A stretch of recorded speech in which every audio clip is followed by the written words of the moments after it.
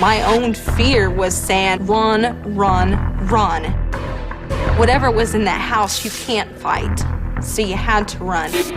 It was just an ice-cold presence down my side.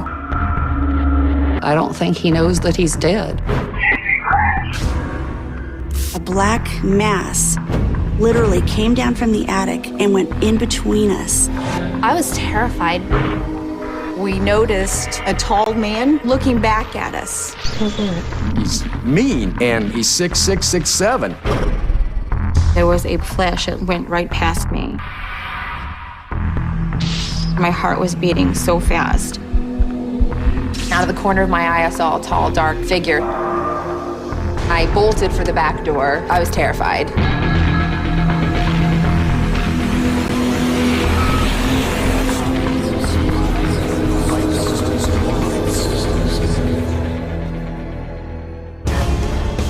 My fear was saying, run.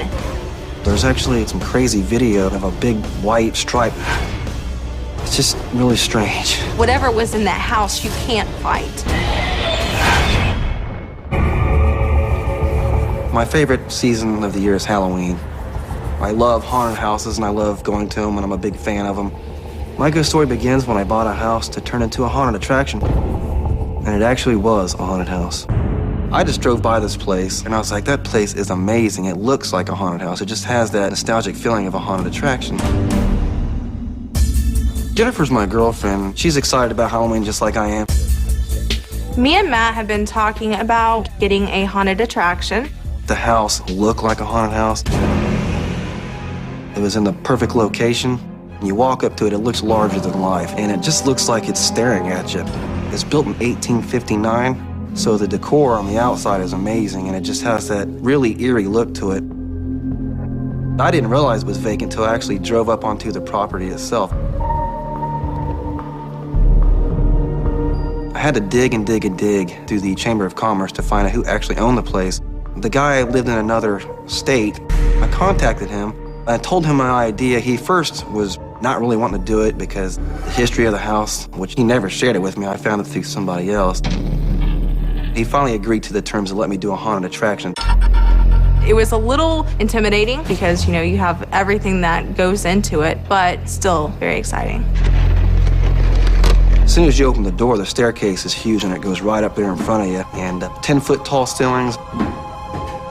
The place had been abandoned for 7.5 years. Needless to say, we didn't have to spend a lot of money on the spider webs. There's no electricity in the house whatsoever. It's pitch black. All I have is a flashlight. I'm drilling holes in the wall, and I pull my drill back, and I hear a little girl behind me say, "Why are you doing that?"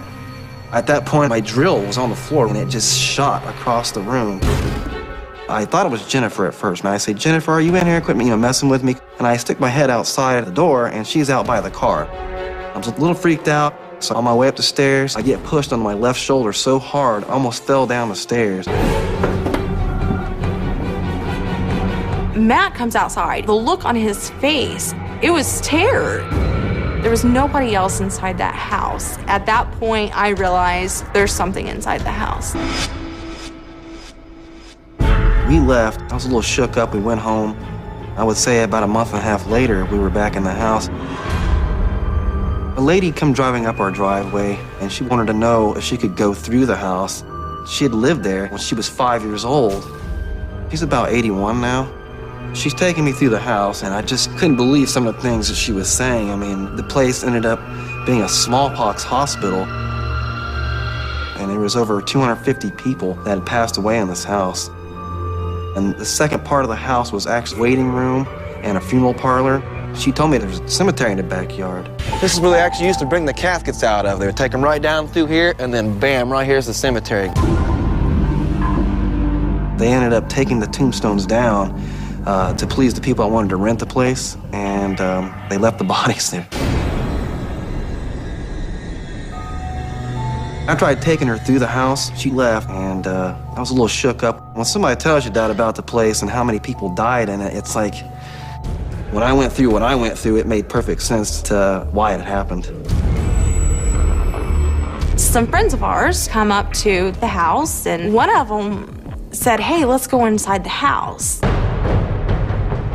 Matt looks at me and he says, no, I don't want to go inside the house, and I really don't want you to go in there either. Jennifer decides to go inside with him for a few minutes. You know, I told him what had happened to me, and these guys were really interested in going inside and see if they could get something to happen to them.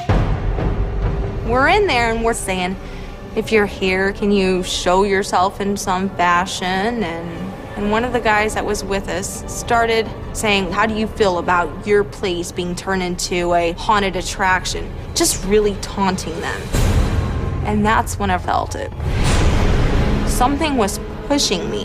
And I turn around, I'm looking behind me thinking somebody's behind me, Matt snuck in. There's nobody behind me, nobody. I just took off running. And the whole entire time I'm running, I kept feeling it push me. And soon as I grab the doorknob, I feel a burning sensation. Like I had a scratch and somebody poured rubbing alcohol in it. I see Jennifer come running out the front door. I stand up and I'm freaking out. I'm like, what is going on? Matt had heard me screaming. I ran straight towards him, crawled up him like a cat up a tree. She is holding on to me and just shaking and saying something and grabbed a hold of her. At that point, someone says, Jen, you're bleeding down the back of your pants. Something had scratched the holy heck out of her. I had 5 really, really good scratches, almost gashes.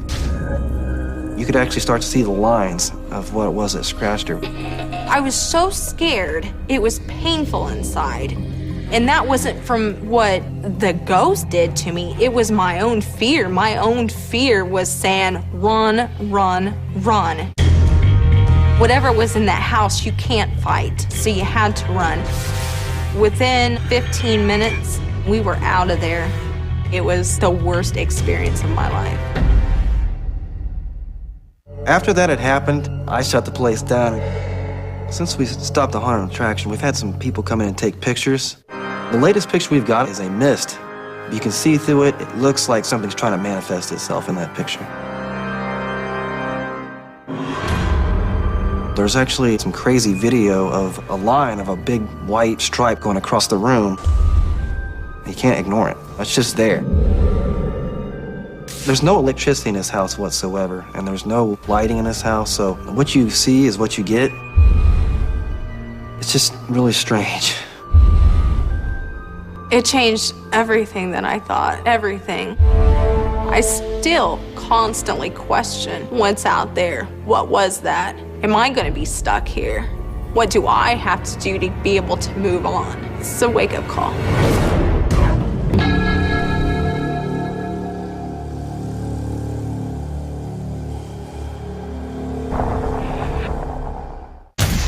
It was pretty amazing, the answers that we were getting from him. I don't think he knows that he's dead. We couldn't believe what we heard.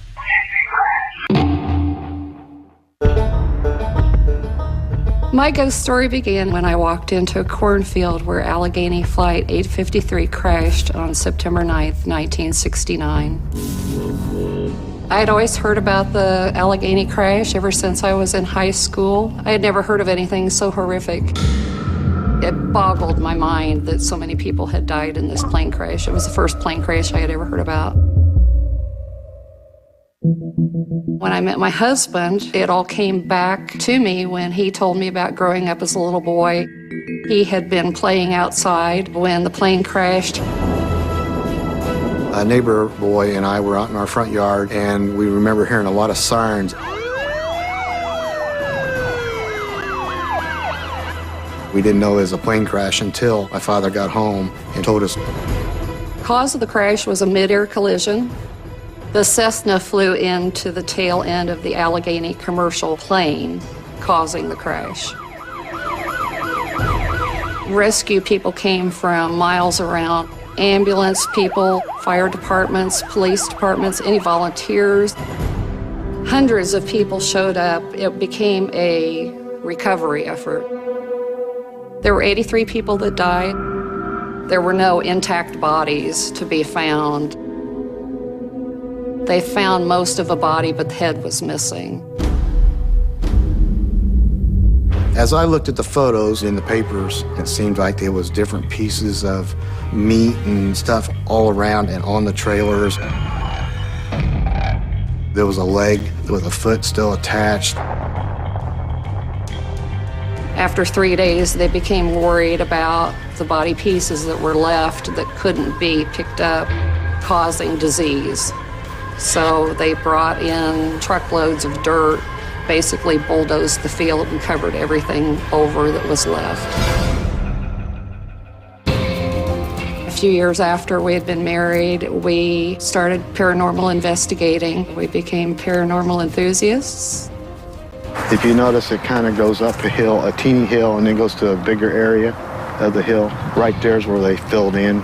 We knew the anniversary of the crash was coming up on September 9th, 2009. And I had received a letter from someone that had a loved one that died on the plane. He expressed an interest that if we were going to go out there, he would like to know anything we found. As we were walking out in the field, you just felt something weighing you down. You could just feel a lot of heaviness.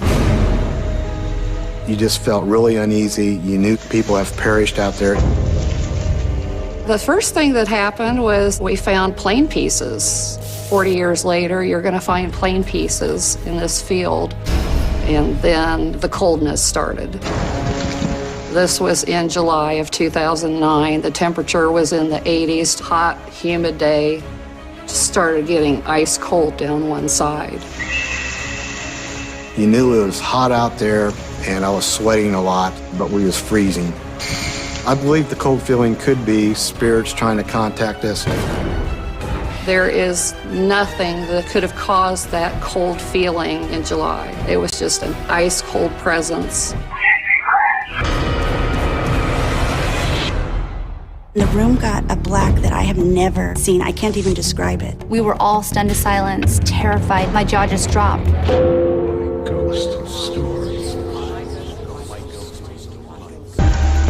It was just an ice cold presence down my side. I believe the cold feeling could be spirits trying to contact us. My legs are weird over here. Something's right in here. We had a voice recorder with us, some dowsing rods. If there's a spirit energy present, they will cross for a yes answer by getting them to spell out names. We've been able to confirm the names from the passenger list through the dowsing rods. I started asking questions. Was someone here? Rods crossed. Were you going to St. Louis? I asked if it was a male, rods crossed, and I asked if it was female, the rods did not cross. Through those questions with the dowsing rods, I was able to determine that it was a gentleman in his 50s. He had boarded the flight in Cincinnati, was on his way to St. Louis, and I said, I don't think he knows that he's dead. Several days later, when we went back and listened to the recorder, we couldn't believe what we heard. Right after I had said, I don't think he knows he's dead, we got the EVP that says, did we crash? It really made you think, what is going on out there? Our jaws dropped. We weren't expecting to get anything that clear. I thought, oh my goodness, it's 40 years later. What has time seemed like to him? After we heard the EVP, we felt like we really needed to go back to the field again to, number one, see if we could talk to this gentleman some more. Number two, see if we could communicate with any other spirits that might be there. It seems like each time we went out there, it seems like we was getting more spirits coming to us. One of them was a stewardess that was on the flight and reading internet postings about the crash. We did determine her name was Patricia. She was supposed to have gotten married within days of that flight. She was very excited about it. Her fiance was a pilot for Allegheny Airlines. He was to have been on that flight also, but got called off to actually fly another plane. I believe that was a destiny flight. Back then, in 1969, people could give tickets to each other and they could swap seats and stuff. A lot of people on that flight, they had either missed their connections or they didn't want to wait for their connections. So there ended up being a lot of people on this flight that weren't supposed to be on there originally. Myself and my wife are still connected to these spirits. Once you've made the first contact with them, It just don't go away. We feel like there are several spirits that are still there that are trapped. One basically indicated that he fell from the sky. He doesn't want to go back up to the sky. He's afraid of falling again. We originally started in the cornfield during the day, which worked into the night hours. As we was into the night hours, you would see a lot of orbs. And in the cornfield, my wife became very emotional when she got out there and was talking to Patricia or other people that was on the flight or in the area. She would break down and have a lot of emotional feelings and pain.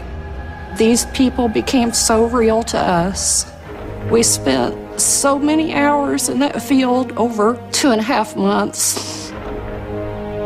I'm sorry. I wasn't expecting to have that reaction. It's very sad if they don't move on. You're ice cold and it's 90 degrees outside. You know somebody's there. You could feel them standing right beside you.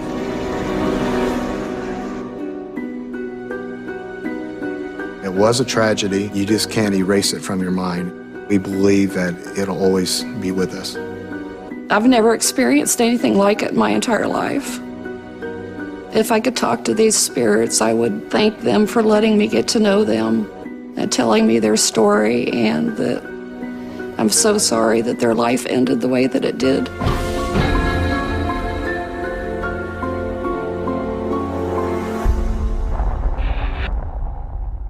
No denying the experience in Iron Island.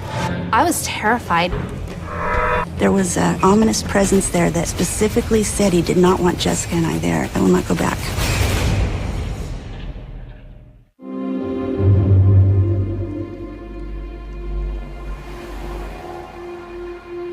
My name is Jessica Evans. My ghost story began when my mom and I visited Iron Island Museum in Buffalo, New York. I have had paranormal experiences beginning when I was about 8 years old, and they have continually progressed ever since then, and I am now 24.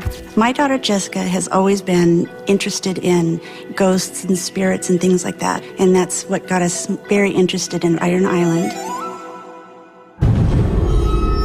My mom and I decided to take an impromptu trip. She had heard about Iron Island Museum and how scary it was, and we thought that would be fun just to see if it was all that we had heard. Throughout Iron Island, voices have been picked up, ranging from childlike voices to dark, menacing voices that say, "Get out." It's interesting the wide variety of spirits that seem to reside in Iron Island and that they're all willing to communicate. Linda owns Iron Island Museum. We met her in the parking lot and she said, "First of all, I'm terrified to come in here by myself, so I wasn't going to go in until you guys got here." Once I went in those doors, immediately I was taken aback. It was hostile in there, and I just felt uncomfortable, like I wasn't welcome. Linda told Jessica and I that Iron Island Museum had previously been a funeral home. She thought it would be a good idea if maybe we did a little session where we can communicate with the spirits. So Linda went into her office. She grabbed a K2 meter, a device that lights up if the spirit is having a conversation, and also a recording device so it can pick up anything that the spirit may be saying that we can't hear with our ears. So we were sitting in chairs, sitting opposite one another, and she started asking questions, but I was not really paying attention because my focus was diverted to a black shadow. I thought, no, I couldn't have just seen that, did I? But definitely knew it wanted my attention. Linda at one point recorded video of another session, and when I saw the video, my jaw just dropped because it was the exact same child shadow that I saw when I had experienced it myself. The movement the child was making looked like he was peeking around, almost like he was playing peekaboo or hide and seek. It was identical to what I saw, and it validated my experience that it was in fact a child. The child spirits may be there because it was a funeral home, so it could have been children who, perished and then were laid to rest. Maybe children who had their wake there and just decided to stay. Linda gave us a brief description of the history of the funeral home. So watch your head. That were unclaimed in the basement. She went on to explain that it was believed that there was a spirit named Edgar in the basement area who was angry. Linda believes that they're Edgar's ashes, and that is why, he is angry, because he had been forgotten. So as we were sitting down, we were asking questions, who are you? Why are you here? What is your name? Are you willing to speak? And Linda said, these women came all the way from California. Are you glad that they came? Nothing. But once she started asking, are you mad that these women came? Are you angry that they're here from California? Are you upset that they're here? The lights would light up completely and they would stay lit up. I don't get scared easily, but I'm sitting here praying, oh my gosh, I need to get out of here. And my mom was sitting next to me doing the same thing. I felt an urgency to leave. And it wasn't just fear, it was that we weren't wanted there. Linda was sure it was Edgar.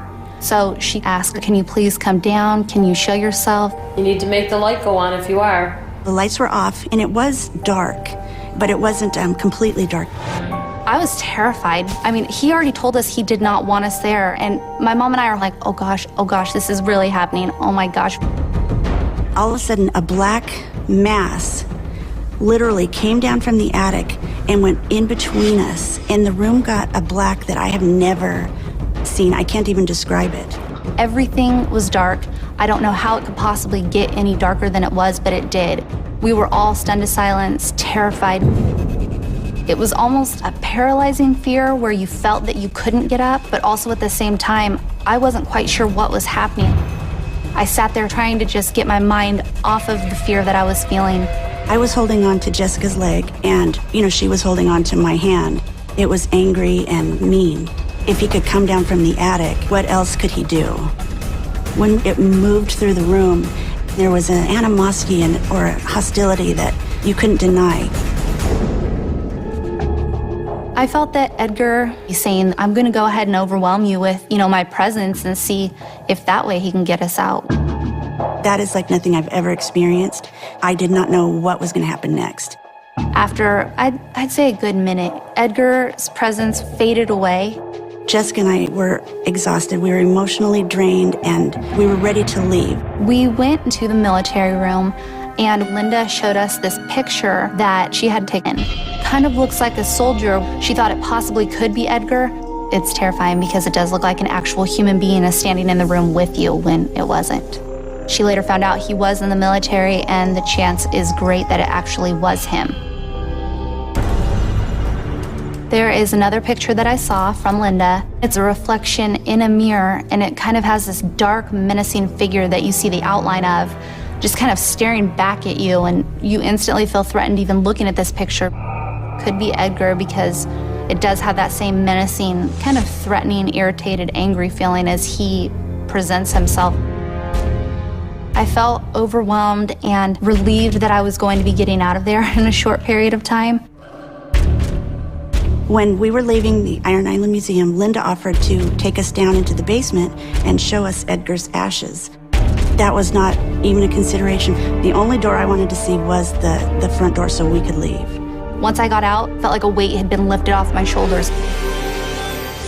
That place is terrifying.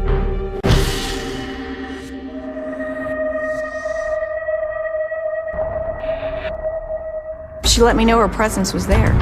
Cold spots, cold chill. Who's that? The hairs on the back of my neck stand up. She said, whoa, who is the guy? He's wearing black, he's mean.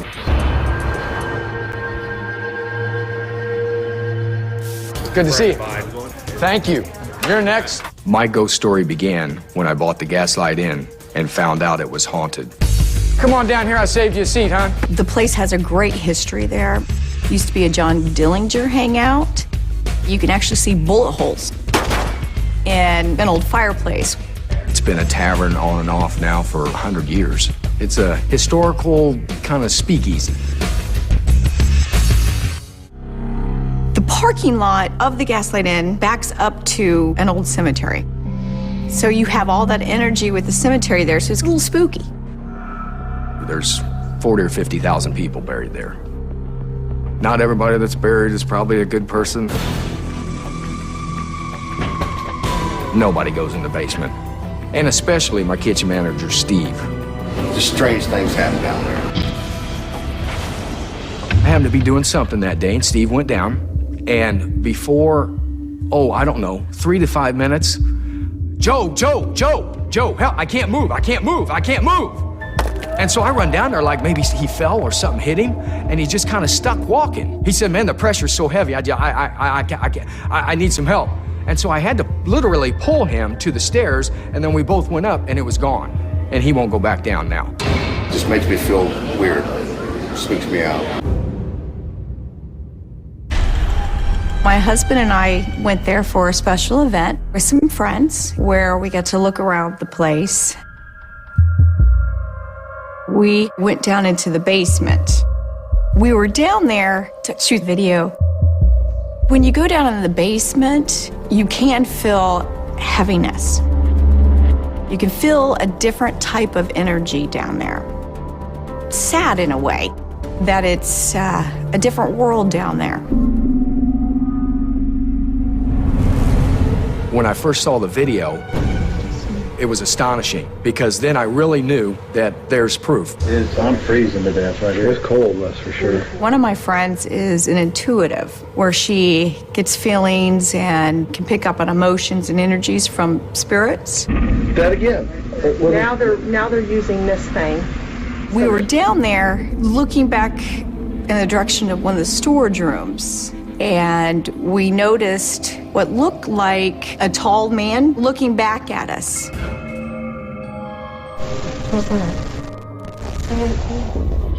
You can see the outline of his suit, his black lapels, you can see his white collar. So that reiterated my nervousness to go downstairs. I was in the Marine Corps 7 years, I teach martial arts, and it made me think about that there's a dimension out there, there's something out there. Of course you need to have an open mind if you're gonna believe in anything. My friend had picked up on the name of John, who was the gentleman, and Heather, who was the little girl. There's a little girl right there. See it on the left. Yes, See that's it? what I was See saying. it? Heather? She was kind of shy. She would poke her head in and out of one of the storage rooms, like she wanted to kind of talk to us, curious about us, but then kind of jerk back a little bit. Yeah, did you see that? Where'd she do that? She's popped in a shadow and just got like chilling away. Man, I'm freezing now. Goosebumps. Heather, See is her? that you? Were you It just upstairs popped playing in. with us? Do you see it? I was taken back a little bit that there would be a little girl spirit there. We just started talking to her. You could tell that the energy in the room was a lot stronger and kind of electrified, if you would say. Man, I'm freezing now. Goosebumps. As a mother of 4, Melissa seemed really drawn to the little girl. She's probably 4 or 5 years old. Would you like me to leave some for you? It kind of was upsetting to think of a little girl who's there without her mother or her father, kind of trapped in this building. You can see John appear, and then you can see Heather appear behind him. And then she disappears, and it almost seems like he's holding her back. I believe that John is the dominant spirit that's present there. You can tell he is the master of the basement. I believe that he maybe holds the other spirits there. It was astonishing, because then I really knew that there's proof. We've got spirits here, and it just, wow, it just gave me a cold chill. I'm thinking, okay, what would a little girl like? All little girls like dolls. So I went to go out and get her a doll. That doll has been sat up, next day it's laid down, then it's sat up again, and nobody goes in that room. The next time that we went, it made me feel really good that the doll had actually moved. Really warms my heart to know that she's interacted with the doll and she realizes this is hers, and something to give her comfort. When it was time to leave, I made my way back downstairs again by myself. I told Heather, I want to say goodbye. It's time for me to leave. And I want you to know, sweetheart, that I'll think about you and that you are in my prayers. And I appreciate you interacting with me and letting me know that you are here. And I thank you for that. When I saw the video that we took in the basement, I was kind of shocked, but I was also relieved that There was documentation and proof that, it wasn't all in my head, that she was there and that John was there. I had to kind of smile a little bit to myself because I did see in the video where she'd pop her head in a little bit and look back out. So it reaffirmed to me that she's a little shy but curious at the same time.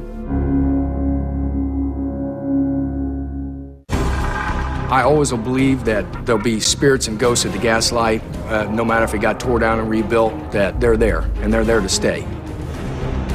Knowing that Heather is there and that for whatever reason her spirit is trapped, it's a tragedy.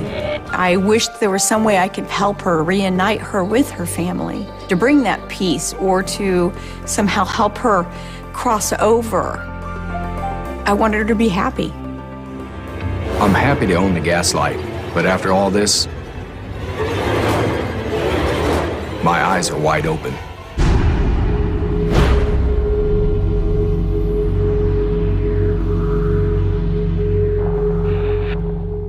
I started hearing very loud, clear footsteps. That's when I really started to panic. I was scared, my heart was beating so fast, and there was a black flash that literally went right past me. Ghost stories. There was a black flash that literally went right past me. My heart was beating so fast. I saw this ball of light. What did we just get?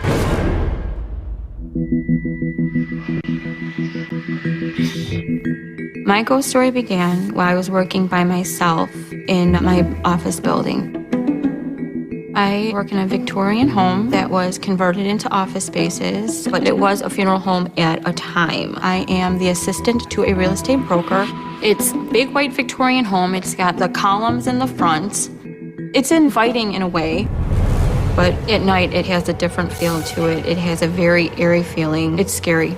It literally has scary movie written all over it.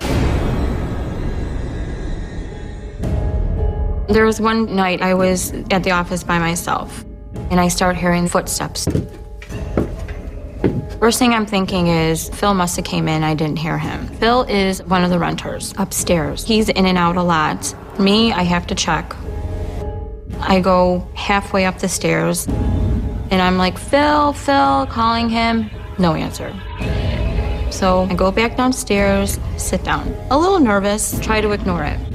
But I start hearing the shuffling of papers. That's when I started panicking. The phone rings and it's Eleanor, my boss. And I'm telling Eleanor I'm hearing these strange noises. She can hear the panic in my voice. She tells me to go upstairs, but I won't. I'm like, there's no way, I'm here by myself. I go, I'm gonna go check the parking lot, stay on the phone with me. I go run in the back, look outside, and there's no cars. No, my car's the only one. Then that's when I heard the door slam. That's when I really started to panic. I was scared, my heart was beating so fast. And there was a black flash that literally went right past me. And my head followed it. I didn't even know what to say. It was so fast. I mean, I literally felt something. And I get chills just thinking about it because it was so real. At that point, I'm like, Eleanor, I'm sorry. I am out of here. There's no way I'm staying here to even know what is up there. My name's Melissa Tanner. I've been interested in the paranormal for most of my life.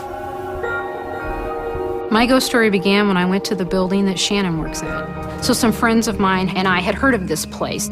So we contacted the owner and asked, hey, would you mind if we came? And she's like, no, that'd be great. We showed up at night with our cameras that are equipped with the ability to see at night. As soon as you walk in the building, you just get a sense that there's a presence there.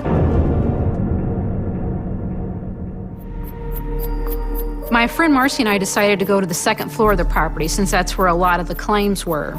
We went into one of the most active rooms. When Marcy and I were upstairs, we were hearing sounds like footsteps,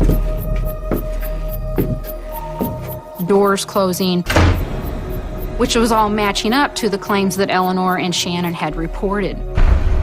I decided to set the camera on the floor and just let it roll. Marcy actually thought she saw a shadow. So we left the camera sitting there to keep filming the doorway to see if we could actually capture anything.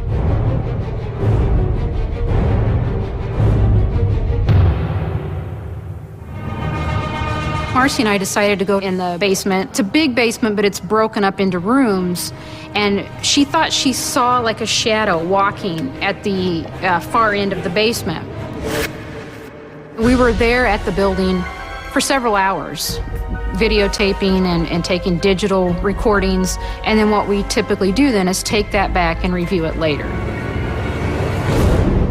So when I started watching the information or the data that we had captured on the camera, we were like, what did we just get? You know, this is so cool. We do this stuff all the time, and you don't get evidence all the time.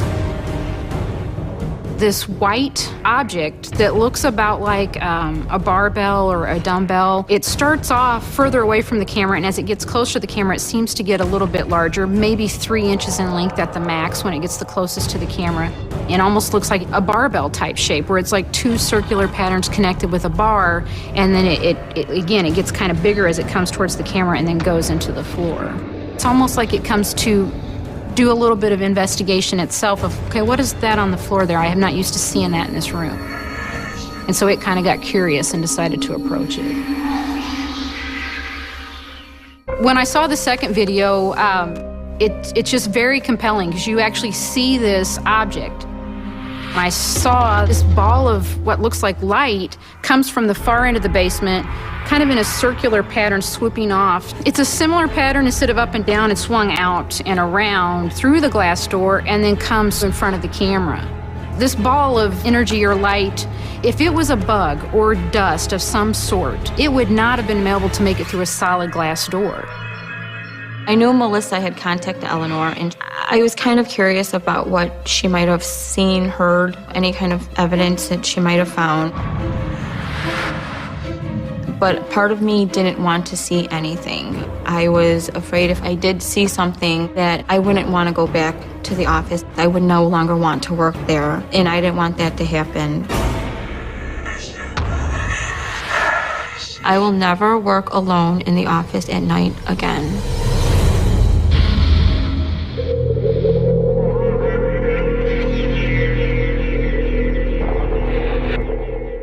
I was very shaken up because there was someone standing there. I bolted for the back door. I was terrified. Ghost stories.